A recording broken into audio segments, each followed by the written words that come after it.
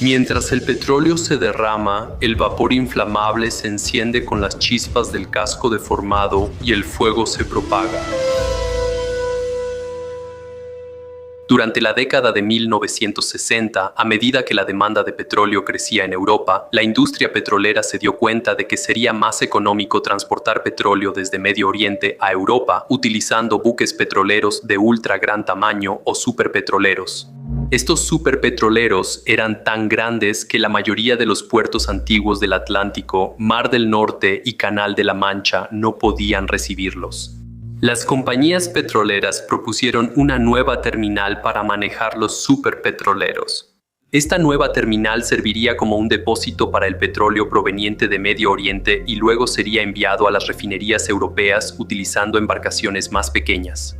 Los envíos de petróleo usaban el Canal de Suez por ser la ruta más corta de Medio Oriente a Europa, aunque había restricciones de tamaño para los barcos. En ese momento, los superpetroleros debían tomar rutas más largas y caras. Pasar por el Cabo de Buena Esperanza añadía 16 días y 4.800 millas al viaje, incrementando el costo hasta $20,000 o $155,000 en 2020. Tras el cierre del Canal de Suez en 1969 por la Guerra de los 6 días entre Israel y los Estados Árabes, los barcos tomaron rutas más largas. Los superpetroleros transportaban más carga, lo que los hacía más económicos y atractivos de usar, así que se adoptó el superpetrolero junto con la idea de una nueva terminal para recibirlos. En 1966, la Corporación Petrolera del Golfo eligió la isla Woody en la bahía de Bantry como el mejor sitio para la nueva terminal. La isla Woody tenía un fondeadero largo, protegido, de aguas profundas y estaba lejos de centros poblados o rutas de navegación. La construcción inició en 1967 y la terminal terminó en 1969. La instalación en tierra tenía un parque de tanques, que incluía 2 tanques para lastre, utilizados principalmente para recibir y tratar el lastre sucio y el agua de lavado de tanques de los petroleros. Otros 15 tanques de almacenamiento con capacidad total de 1.3 millones de toneladas estaban destinados a diésel crudo y combustible búnker para embarcaciones marítimas. El muelle costa afuera, de 488 metros de largo, estaba a 396 metros de la instalación en tierra. El muelle se construyó sobre 22 pilotes o delfines, permitiendo que los superpetroleros atracaran y cargaran o descargaran mercancía. El extremo oeste del muelle, llamado Delfín 1, estaba cerrado. El este era Delfín 22. El Delfín 22 albergaba una caseta de seguridad, una cabina telefónica de monedas y se utilizaba como área de entrada y salida para las personas y la tripulación hacia y desde el continente y la instalación terrestre o terminal en la isla. Al inaugurarse, el muelle se accedía por un puente desde la isla. Luego lo quitaron y los trabajadores debían tomar un bote para ir y volver del muelle. En 1968, el petrolero Universe Island comenzó a operar para Gulf Oil con capacidad de 312,000 toneladas. Este fue el buque más grande del mundo en su época, transportando petróleo desde Kuwait hasta la isla Woody. Fue el primero de 6 superpetroleros encargados por la compañía. Un superpetrolero llegaba a la bahía de Bantry cada 10 días y 3 petroleros más pequeños distribuían el crudo a refinerías en Gales, Dinamarca, Países Bajos y España. La terminal fue muy exitosa durante los primeros 5 años de operación.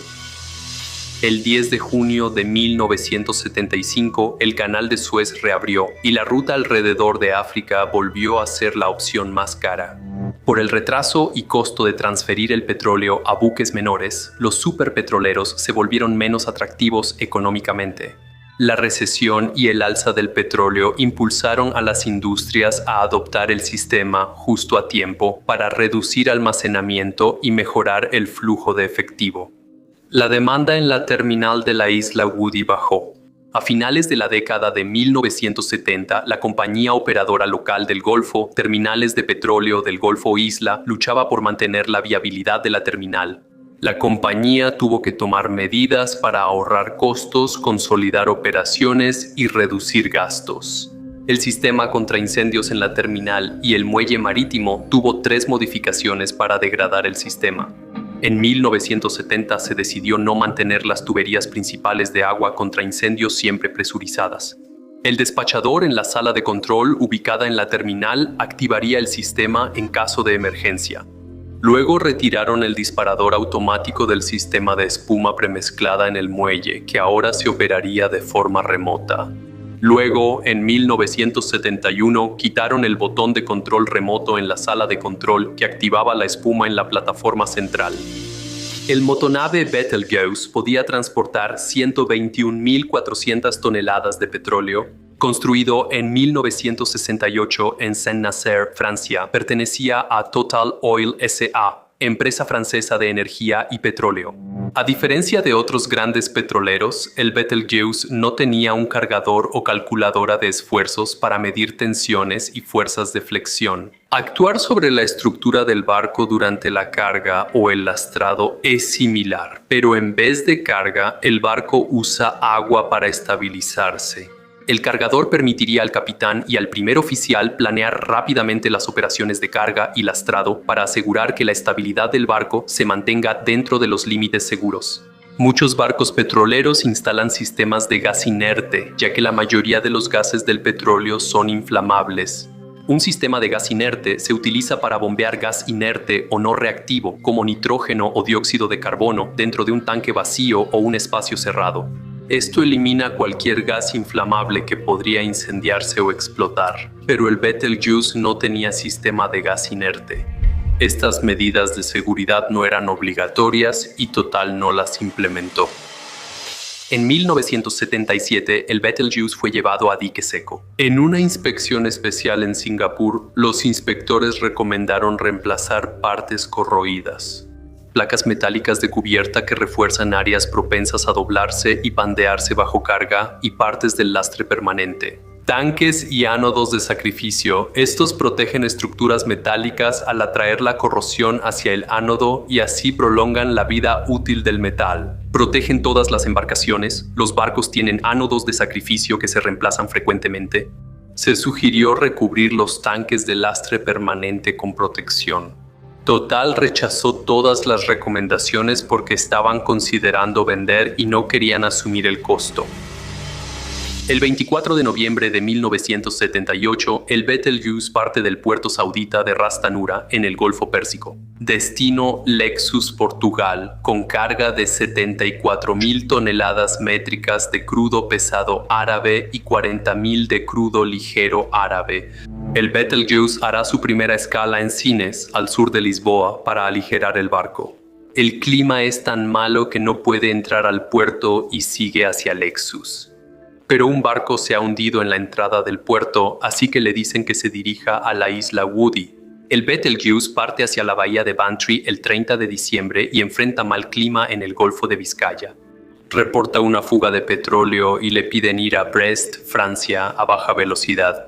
La tripulación repara la fuga y el Betelgeuse sigue rumbo a la isla Woody. El 4 de enero de 1979, el Betelgeuse llega a la bahía de Bantry. Debe esperar para atracar porque el Kashapi, su barco gemelo, llegó antes. Es el último viaje del Kashapi.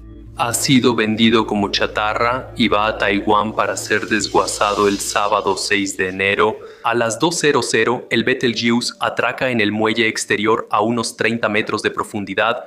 El oficial de control de contaminación completa la lista de verificación de seguridad de Gulf Oil a bordo de la embarcación, lo cual es necesario antes de descargar su carga. A las 23:15, el Betelgeuse inicia la descarga de 114.000 toneladas de crudo, lo que tomará 36 horas. El domingo 7 de enero, algunos de la tripulación bajan a Bantry Town y planean volver antes de medianoche.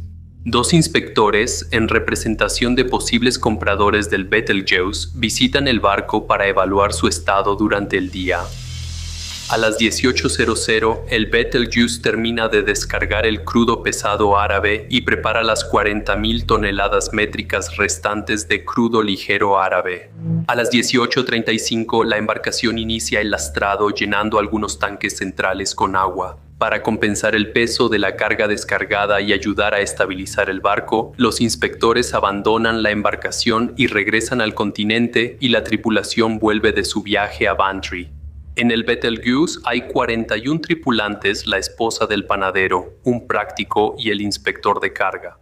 A las 20:00, los trabajadores de Gulf Oil inician su turno nocturno, 5 en la terminal y 6 en el muelle. El despachador, Juan Connolly, se dirige a su puesto en la sala de control de la terminal. La sala de control tiene una vista sin restricciones del muelle bien iluminado y del petrolero, así que Connolly puede ver fácilmente toda la actividad en el muelle. A las 23:00, la tripulación observa que el trimado y la escora siguen siendo insuficientes y discuten sobre el lastre. El Betelgeuse no tiene un loadicator para ayudar al capitán y al primer oficial a calcular con precisión el esfuerzo y la distribución de la carga o el lastre en la embarcación. A las 23:30, la tripulación agrega lastre a los tanques permanentes para corregir el trimado y la escora del petrolero. No saben lo dañados que están los tanques de lastre permanentes de la embarcación. Al llenarse el tanque central y el de lastre permanente, el peso se concentra en el centro del barco y este empieza a hundirse por ahí. La tensión crece en el centro del barco y las planchas corroídas de la cubierta y el lateral empiezan a doblarse. El casco se rompe y expone cables eléctricos activos. El aceite se filtra de los tanques rotos porque el Betelgeuse no tiene sistema de gas inerte. Las chispas de los cables eléctricos cortados encienden los vapores inflamables que escapan del aceite que sale de los tanques rotos. Cuando se rompe la parte trasera de la embarcación, surge una pequeña llamarada del centro. A las 00:31, grandes cantidades de aceite se derraman a ambos lados y se incendian cerca de las 0:40. Humo denso y pesado se extiende por la plataforma central, obligando a la tripulación del muelle a correr para ponerse a salvo. Como la tubería principal de agua contra incendios está controlada por Connolly en la sala de control, la tripulación del muelle no puede acceder al agua ni a la espuma para apagar el incendio. Por radio, la tripulación en tierra escucha las llamadas para que se activen los botes de seguridad y se enciendan los hidrantes contra incendios. Llaman a la sala de control, pero no reciben respuesta. El despachador John Connolly salió de la sala de control poco antes de las 00:45, 15 minutos después de las primeras chispas. Connolly ve las llamas. Al volver a la sala de control, activa de inmediato las bombas para operar el equipo de extinción en el muelle. Intenta cerrar las válvulas de emergencia para cortar el suministro de petróleo al muelle, pero el interruptor no funciona.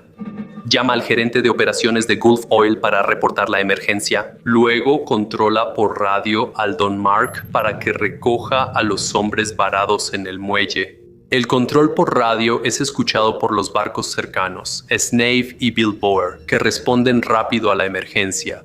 Connolly pide a los operadores de bombas de la central eléctrica que vayan al muelle y ayuden en lo posible. Por la emoción, Connolly olvida activar la sirena en el edificio de Gulf Oil y en el muelle. En la estación de policía de Bantry, la guardia irlandesa es alertada de la emergencia y observa el incendio desde ahí. El oficial de guardia intenta contactar a la sala de control de Gulf Oil, pero las líneas están ocupadas. A las 00:50 ocurren varias explosiones menores en los tanques de lastre permanentes de babor y estribor. El oficial de control de contaminación en el muelle le suplica a Connolly por radio que acelere el bote de rescate. Connolly responde que ya va en camino para recogerlos. Tripulantes del Betelgeuse bajan corriendo por la pasarela hacia el Dolphin 22 al este del muelle, esperando ser rescatados. El piloto informa a Connolly que está en la cubierta de popa del petrolero con 4 tripulantes y que saltan por la borda. El encargado de bombas ve el fuego en el centro del Betelgeuse, pero no hay fuego en el muelle. Hay fuego en el agua bajo el muelle, pero no ha alcanzado la pasarela ni al Delfín 22.